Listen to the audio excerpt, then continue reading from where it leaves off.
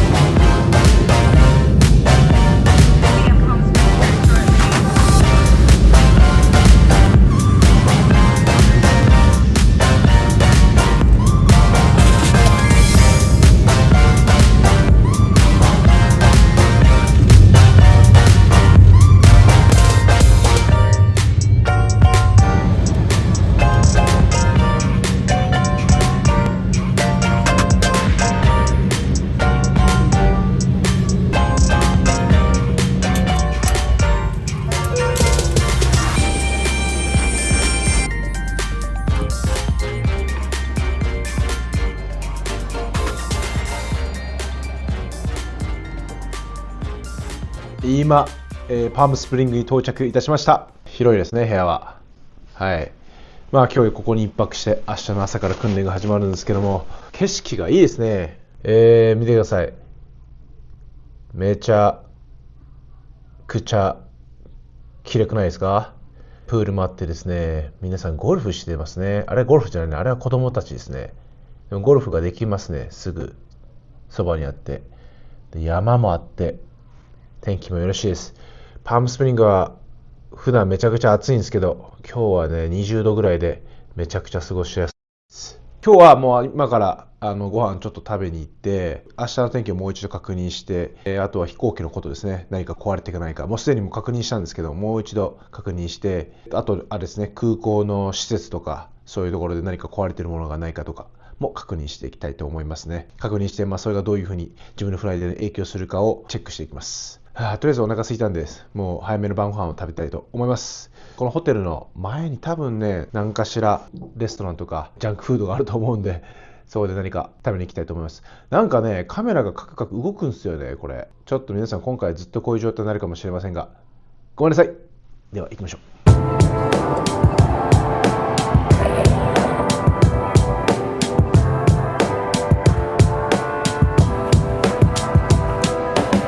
本日はここにしたいと思います。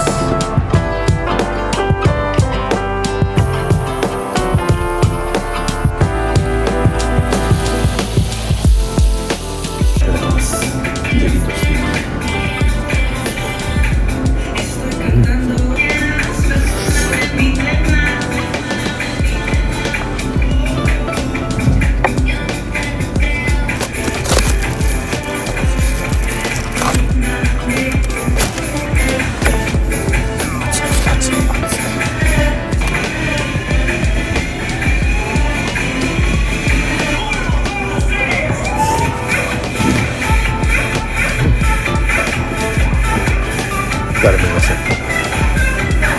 まだ時間的に早いんで俺だけしかいないですね。ただいま帰ってきました。とても美味しかったです。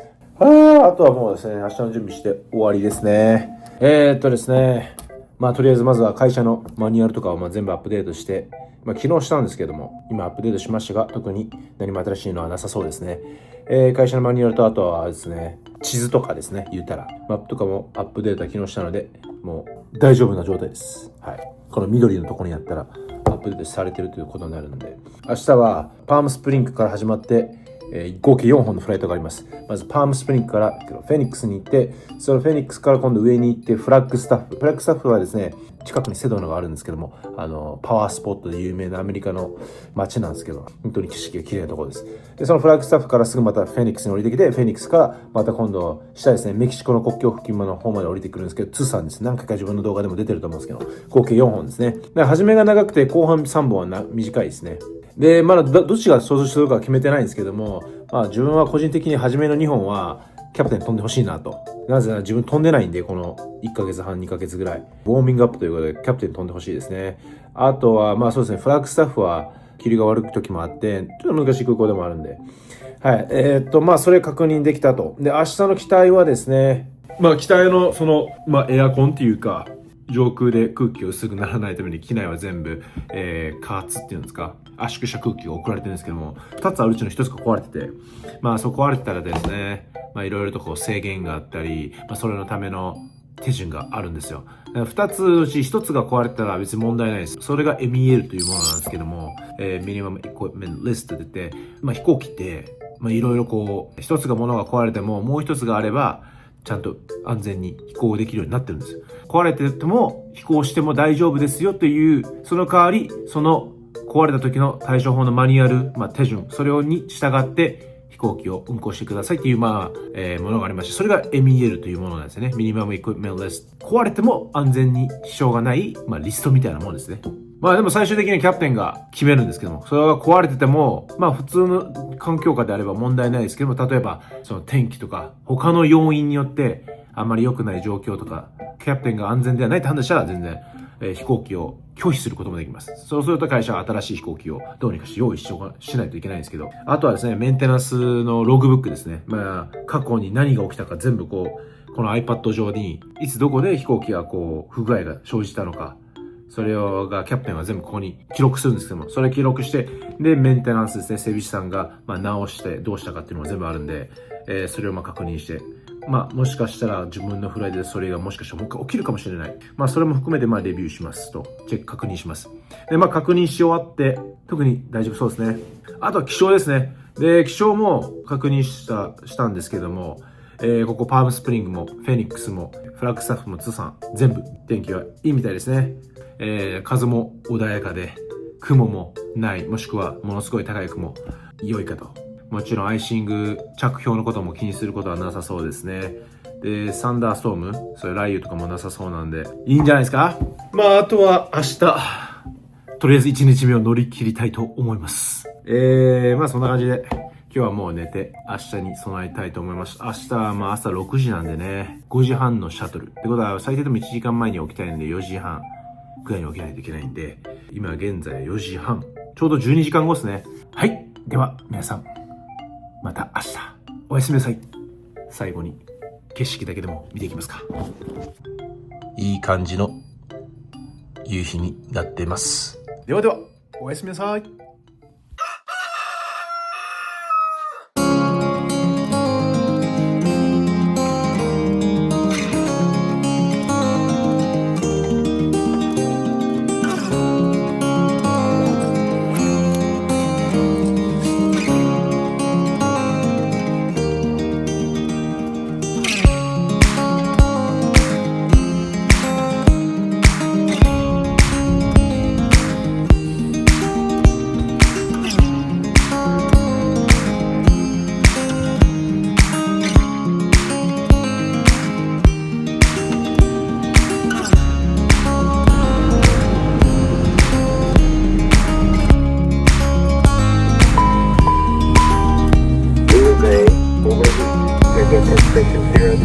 Decaf system.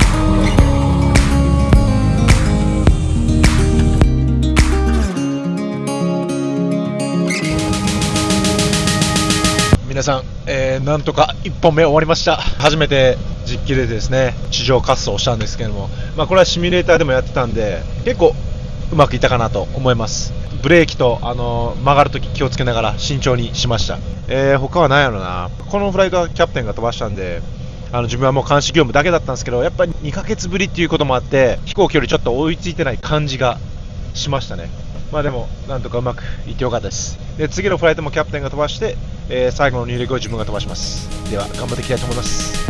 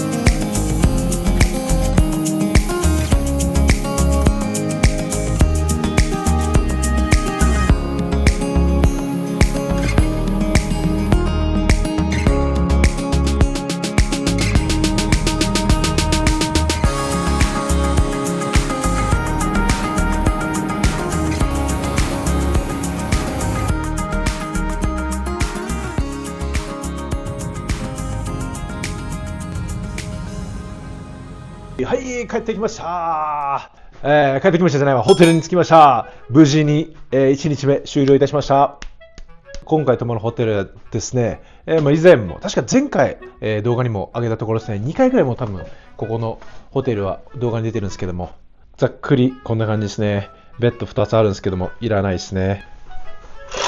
はい。通算アリゾナでございます。もう山がすぐそこにありますね。もう快晴で、コーヒーメーカーと鏡、はい、手にピントが合いましたね。で、シャワーでございます。バスルーム、おしゃれですね。近くに大学があるんでね、ここのホテルね、すべてなんか大学に関連してるんですよ。スタディングと書いてますよね。で、これよくアメリカの大学とかでなんか買えるんですけど、こういう旗。このルームキーがですね、アメリカの大学留学したことある人は分かるんですけど、こんな感じなんですよ、学生証が。スチューデントカード書いてますね。この人誰か分かんないんですけども、何かしら有名な、なんかした人だと思います。この近くの大学を卒業した、野球選手とか、何かしら、した人だらしいです。ちょっと後でググらないと分かんないですね。フライトはあっという間でしたね。なんか4本待って、意外と長いな、4本待ってきついやろうなと思ったんですけど、案外すぐでしたね。初めが1時間弱ぐらいで、2本目、3本目、4本目は全部もう20分ぐらいのフライトだったね。20分から30分。もうすぐ着きましたね。最後の2つ自分が操縦したんですけど、一発目はですね、もう自分も気づいたんですけど、もう最後着陸する瞬間、やべ、降下率が速いと思って、フレアしたんですけど、フレアがあんまりちょっと遅くて、ハードまでいけるんですけど、結構ファームにつきました。やっぱ一発目の着陸はうまくいかなかったですね。キャプテンもそれで、2ヶ月飛ばしてないから、言い訳にできるやろうということで、言い訳にして、で、今度2本目、最後の4本目のツさんのフライトもですね、短かったんですけど、また同じような感じになりかけたんですけど、そこでちょっとキャプテンがヘルプしてくれて、なんとかその後自分が、うまい具合に飛行機の頭を起こして、スムーズにランニングができました。左席だからなのか、もしくは2ヶ月間飛んでないなのか、どっちかわかんないですけども、多分2ヶ月間飛んでないからだと思いますね。だから特に自分左席右席だからってあんまり違う感覚はないんですよ。ちょっと2ヶ月間のあれだと信じたいと思います。明日3本あるんでうまくいけばいいですね。はい、17時間ぐらいあるんでゆっくりできますね。そうですね。とりあえずご飯食べて、もうご飯はこの近くのやつでなんか食べたいと思います。ちょっと散歩して、で帰ってきてまた明日の準備してって感じでいきたいと思います。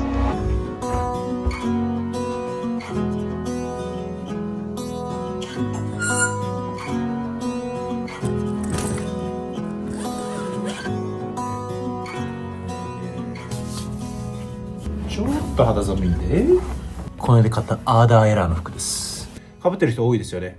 で、これも韓国で買ったブルーエレファントというやつ。なので準備できました。では行きたいと思います。部屋が可愛いんですよ。部屋っていうか廊下も。ほら。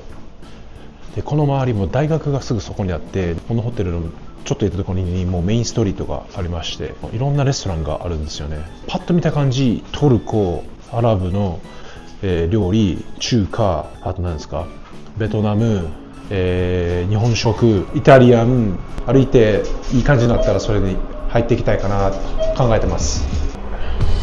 めっちゃ天気いいな。バーとかもあるみたいですね。今はまだ閉まってますが、寿司屋さんもありますね。大学生がいっぱいおる。大学生しか歩いてないですね。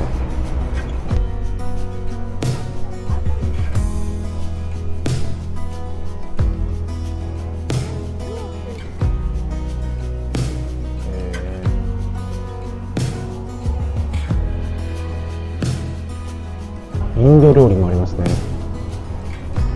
その横にポケもありますね。ポケちょっといいかもしれないです。あっさりしてて。は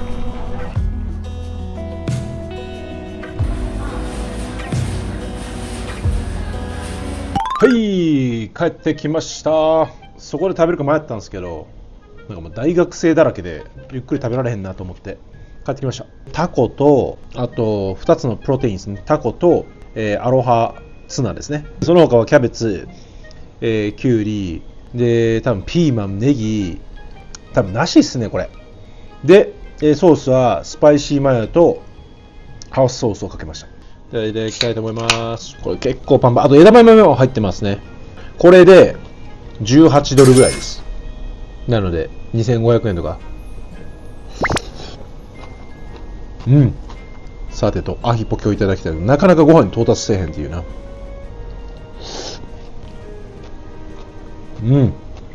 これボリューム多いな。なんで余ったら明日の朝ごはんにしたいと思います。で、タコあるの珍しいかもしれない。あんまりアメリカ人タコ食べないんですよ。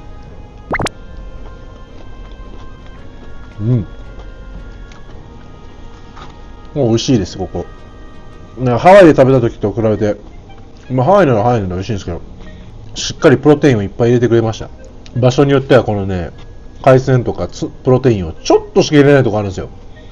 ご飯の割合が圧倒的に多いやみたいながあるんですが、ここはしっかり入ってます。で、この後これ食べたら大学がそこにあるんで、大学なんか軽く散歩するのもありかもしれないですね。どんな大学なんやろうと思って、大学生にちょっと戻りたいですね。アメリカだったら全然戻ることも可能なんですけど、自分が学生の時も大学行き直してる人とか、40歳、50歳とかキャリアチェンジで行ってる人とかたくさんいましたね。またなんか機会があれば行きたいですけどね。私もオンラインで学校行くかな。もう大学回って帰ってきて、でもしかしたら時間があれば屋上にバーがあるんでゆっくりして寝ようかなと考えてます。残り食べていきますね。アメリカの大学ってもあってものすごいキャンパス広いです。端から端まで行くのに結構な距離ありますね。2、30分はかかりそうです。レンガ造りの建物が多いです。誰かランニングしますね。自然っていうかヤシの木と建物がでかい。これミュージアムって書いてます。今日は閉まってるみたいですね。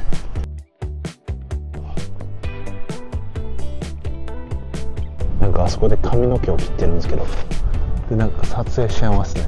そういう学校なよくわかりませんが、あそこの噴水で何か撮影してますね。犬散歩してる人もいますし、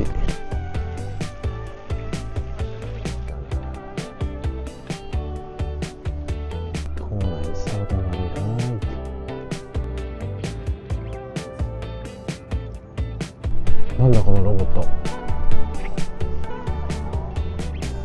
あれスターコー。おー、すごいな、綺麗な。そして大学のグッズとかが売ってるところに到着しましたね。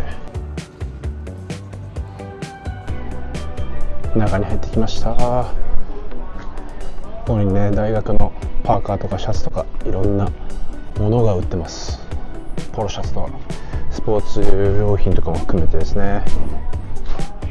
どうやらこの大学は赤と白と青がメインの色の大学なんですかね。自分の大学は、紫色が学校のカラーやったんですけど、しかもねマスコットキャラクターがいるんですけど、ここワールドキャットですね。ワールドキャットで書いてます。ちなみに自分の神田州立大学もワールドキャットでしたね。おー、いいんじゃない？かわいいですね。こういうのにアメフトの試合とか来ていてな。これはバスケですね。いいっすね。会話しないけどな。いや、いろんな種類ありますね。大学生の時はこういうのいっぱい買ってました。本当。今もう買ってないですけど。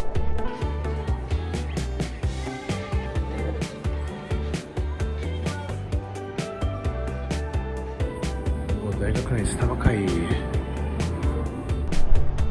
どうやら奥はですね、もっとたくさんいろんな建物があるんですけども、なんか心理学の建物やったりいろいろ、あとはでっかいアメフトのスタジアムとかバスケのスタジアムとかコートとかテニスコートプールとかいっぱいあるんですが、向こうまで行ってくるのはしんどいんで帰ろうかなと思ってます。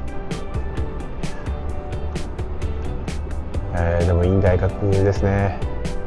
施設が整ってるわ。でも大学費用はめっちゃ高そうやな。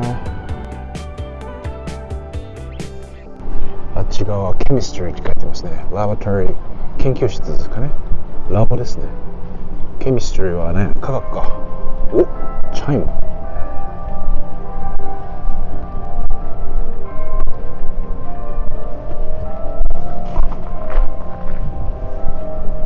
今のは4時半のチャイムです。なんでなったんかは分かりませんが、ホテルに戻りたいと思います。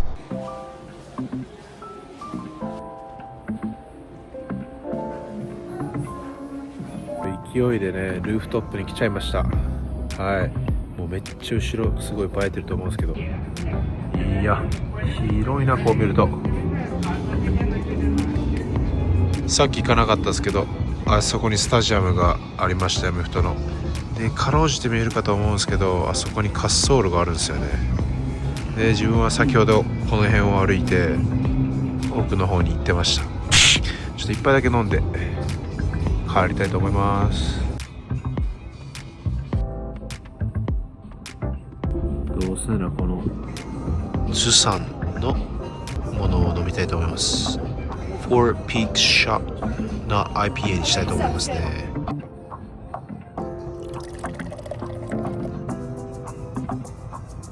茶葉だらけ。IPA って感じですね。フライアテンダントの人たちも来るって言ってたんですけど、連絡先交換するの忘れたんで、何時に来るかわからないんですよね。まあ来なかったら来なかったらで、もう一杯だけ飲んで帰って明日の準備したいですね。はい、帰ってきました。結局クルーは現れなかったんで戻ってきました。じゃあ明日の機体の情報も確認しまして、特になんかフライトに影響するようなことはなかったですね。で、空港の情報も確認しましたし、あと天気ですね。天気もデンバーってよく寒いんですよ。この時期。アメリカの中心部って寒いんですけど、どうやら雪は降ってないみたいですね。雪とか雨とかは一切降水はないみたいなんで、ちょっと良かったですね。山がすぐ近くにあるんで、よくタービュランス、乱気流、よく揺れるんですけども、それは明日もやっぱり揺れるかなという感じです。ちょうどね、その前線が過ぎて、高気圧が何個かあって覆われてるので、1日デンバーを持ちますね。で、最後にアイダフォール行くんですけども。で、アイダフォールが多分その着く頃に、また次の、あれですね、関連前線、コールフロント来てるんで、その自分たちが着陸する頃にはそれが来てないので、大丈夫かなと思うんですけども。来たとしても大変な感じにはなりそうにはないです。で、今日はもうね、もうちょっとだけ復習して寝ましょうかね。はい。ではまた明日、皆さん。おはようございます。現在は朝の7時前です。今からデッドヘッドですね。乗客としてデンバーまで向かいます。で、その後、3本のフライトでございます。じゃあ今日も一日頑張っていきましょう。じゃあ、Let's go!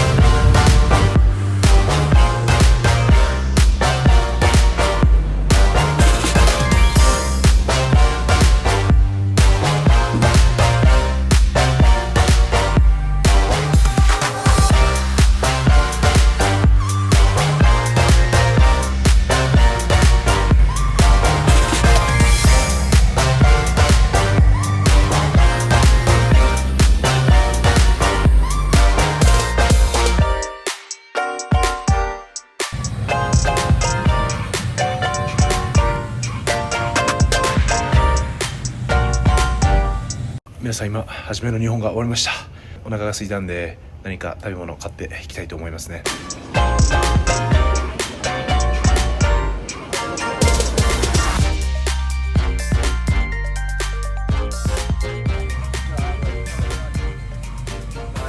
はい、ただいまホテルに到着いたしました。部屋のチェックも終えまして不審者はいなかったです。本日も長かったようで短かったですね。一瞬で着きました。今回はですね、初め2本自分が操縦して後半最後の1本がキャプテンが操縦したんですけども、行きがですね、サンタフェ向かってって、少し揺れがあったんですけども、そこまで激しくは、なかったですね。一応アナウンスでも乗客にも伝えたんですけど大丈夫でした。そこでですね、練習として GPS アプローチ、要するに GPS を使った進入方式を使っていたんですけども、その滑走路に対して15度ずれてるんですよね。初めてオフセットっていうんですけど入ってったんですけど、結構難しかったですね。空港は見えてるんですけど、自分はもう空港を見ずにもう本当にアプローチを打っているつもりで、ケーキだけを見てたんで、で風も少し横風があったんで、むずっと思いましたね。はい。で少し揺れながら回って、でもスムーズにタッチダウンできて、ですぐにまた今度デンバーに戻りました。デンバーも自分が操縦して、今度は ILS ですね。ILS をシミュレーションして、打ってですね、問題なかったですね。地上滑走が楽しいですね。CRJ は左側にしかティラーって言って、その機長席にしかそのティラーというものがなくて、それで地上滑走してるときに右に曲がったり左に曲がったりするんですけども、それが楽しいですね。大体掴んできたんですけど、すぐ曲がっちゃったらダメですよね。飛行機の自分たちの CRJ って後ろにタイヤがねあるんで、普通に曲がっちゃうとその線に乗った時後ろのタイヤがずれちゃうんですよ。前は合ってても。なので後ろのタイヤに合わせないといけない。ちょっとね越えてぐるーっと回ってこないと綺麗に飛行機全体がライン上に乗らないんですよ。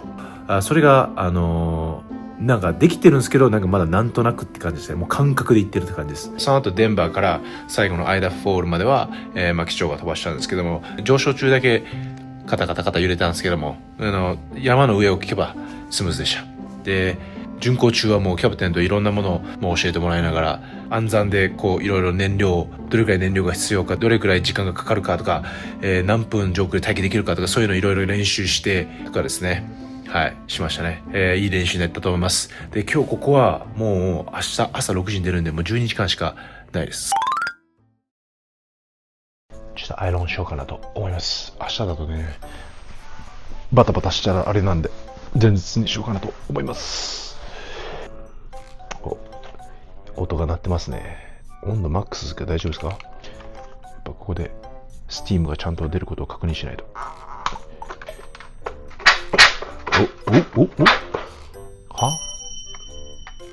スティーム出ろよ。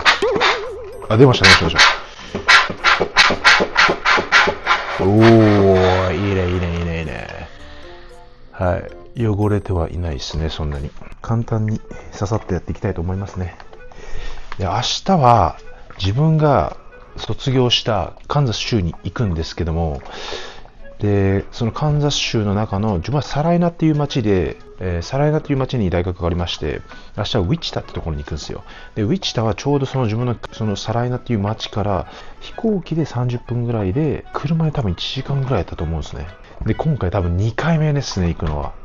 明日自分が2本とも操縦するので、練習も兼ねていいですよね。で、訓練でも降りたことある空港ですね。ナイトフライトとか、あと教官で働いてる時にも、そこに降りましたね。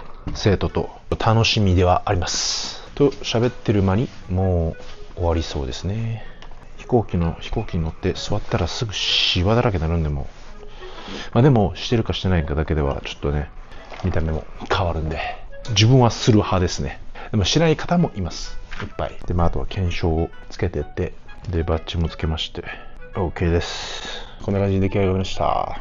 では、もう寝たいと思います。ではまた明日皆さん。おはようございます。現在は朝の5時半でございますね。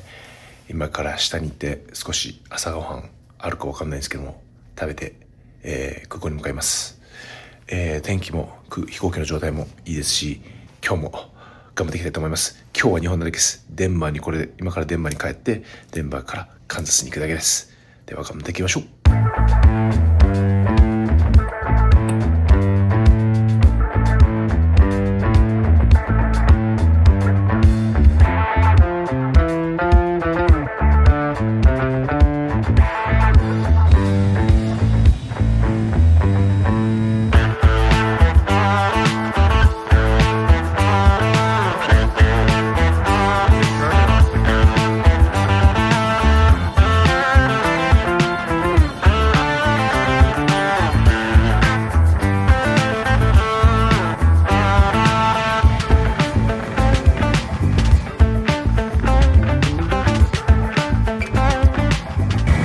Tyler Jenner from Chicago. We'd like to welcome you aboard United Express Flight 5497 service to Wichita, Kansas.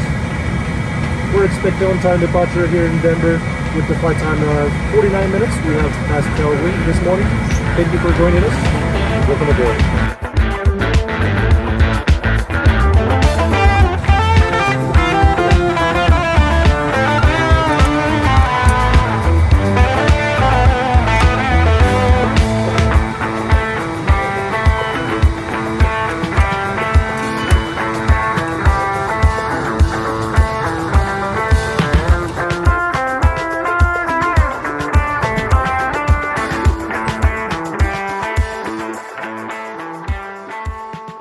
ただいまカンザスシティに帰ってきました。いや久しぶりですね。このなんかねカンザスって感じの雰囲気があるんですよ。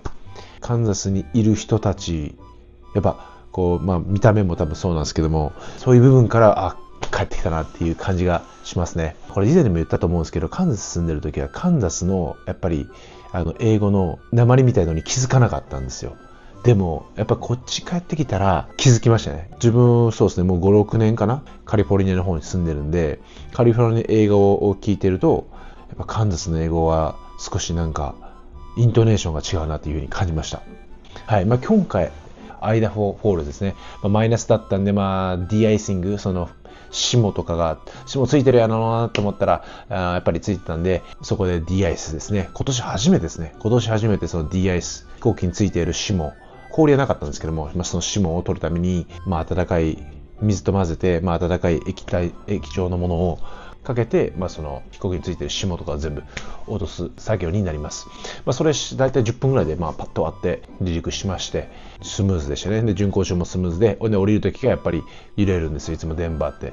でいつも通り揺れて無事に16 left で乗りましたね。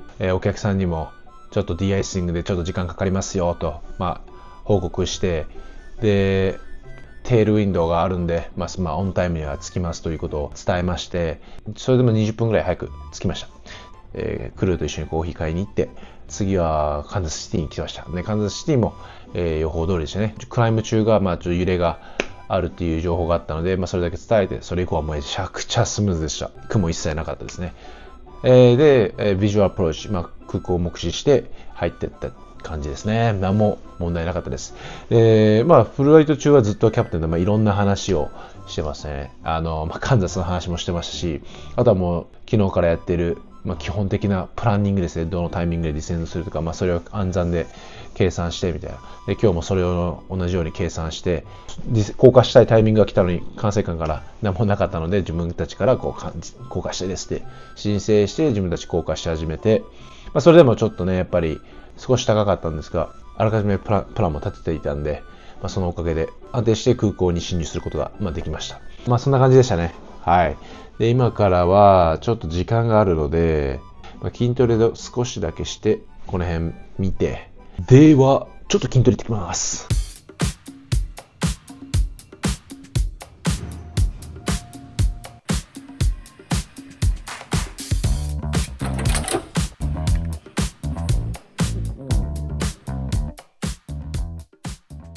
今筋トレが終わりました。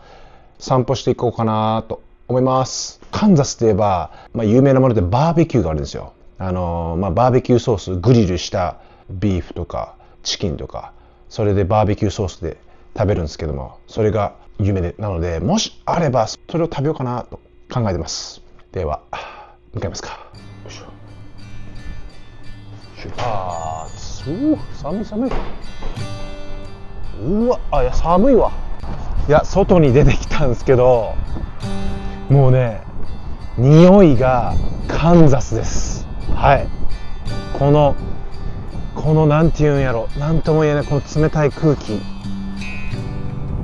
冷たくてなんか透き通った匂いっていうんですか、はい、自然な香りがします。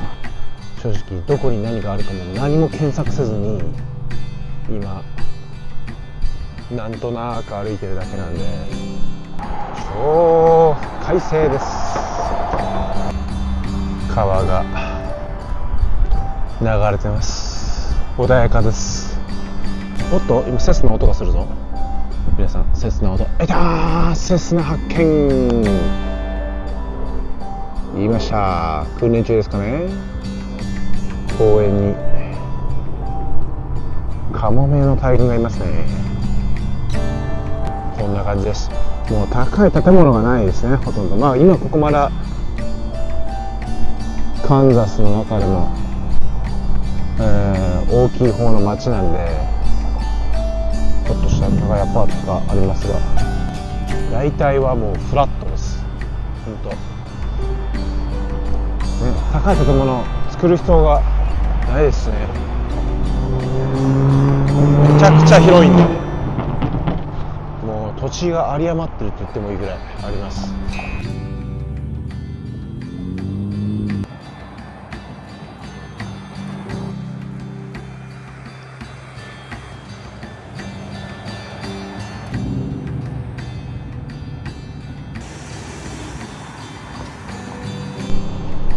そこに1店舗と、そこに横浜ラーメンってありますね。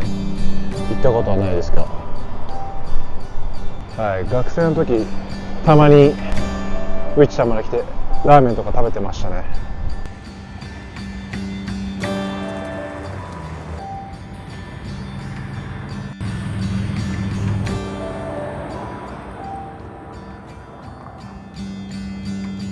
田舎の感じが伝わるかなと思うんですけども、どうですか。この州に自分は5年ぐらい住んでましたね。懐かしいです。で、ちなみに到着いたしました。こちらですね。空いてるみたいなんで入っていきたいと思います。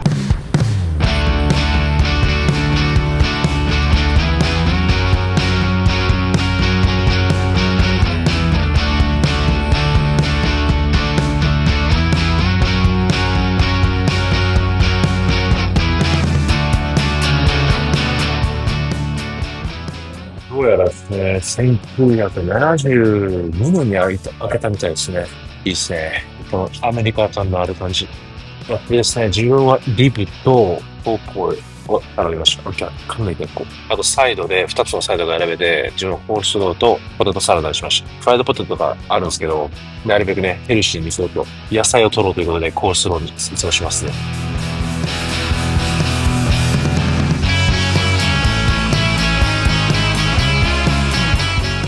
届きました。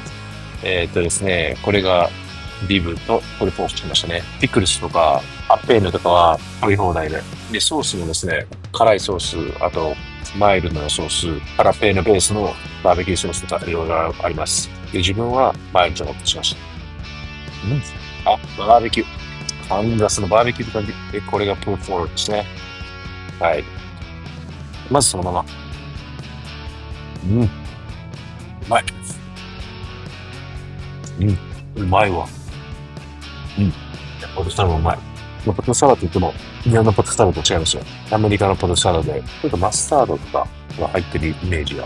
いや、リブでかすぎなの。ちなみにこれで全部で19ドルです。なので、3000円ぐらいかな。このボリュームで、19ドルは安いかな。うまっ。スタミとかも全然ない。うまい。なんかなんか自分好きなんですよね。コリコリしてる。コリコリしてるの基本好きなんですよ。刺身でも、何でも、タコとか、そういうの好きです。で、たまにこの、ピクルスを食べて、中和するみたいな。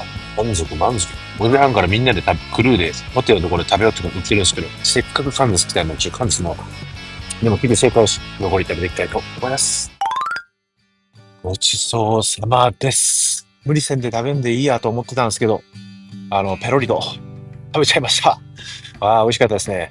他にもですね、ハナペーニョとハニーのソースと、あともう一個ハングっていうのかなわかんないですけど、そのソースもめっちゃうまかったです。特にハングって方、自分好きでしたね。では、そのハナペーニョとハニーの方は、なんか食べたことあるソースの味でした。Google のレビューも 4.4 で、ちょっと何件か忘れて900件ぐらいのレビューがあったんで、ちなみにですね、自分が行ってた大学の町、こっから1時間ぐらい行ったところにあるんですけど、車で、サラエナっていう町がありまして、そこにもバーベキュー屋さんがあって、そこめちゃくちゃ美味しいです。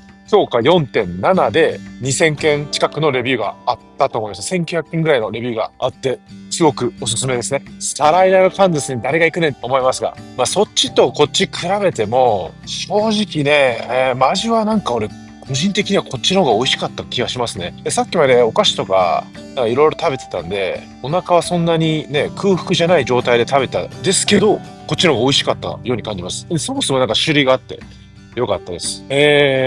まあそんな感じで、今から戻ってゆっくりして明日の準備に備えたいと思います。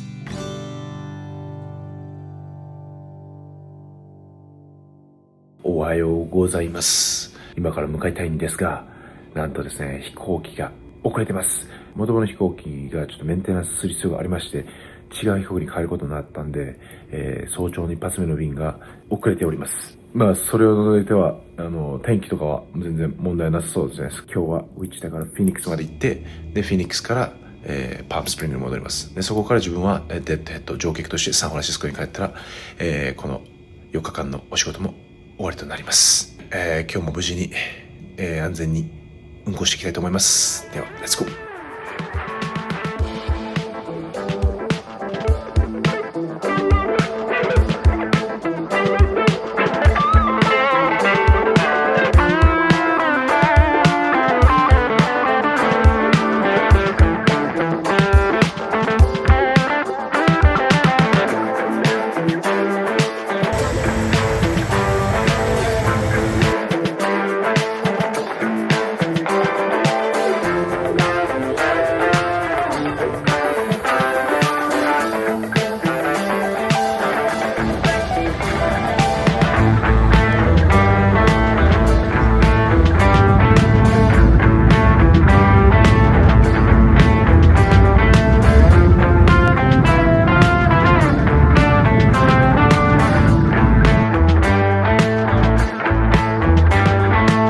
一発目はですね、1時間ぐらい遅れで、まあ無事に到着しまして、着いてからですね、もうすぐ飛行機きれいにして、次のフライトの準備もしまして、すぐプッシュバックしてパームスプリングの方に向かっていきました。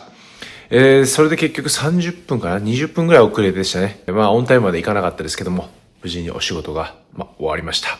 皆さんとお別れして終わったっていう感じでございます。動画が良ければ高評価とチャンネル登録よろしくお願いします。では次の動画で会いましょう。See you!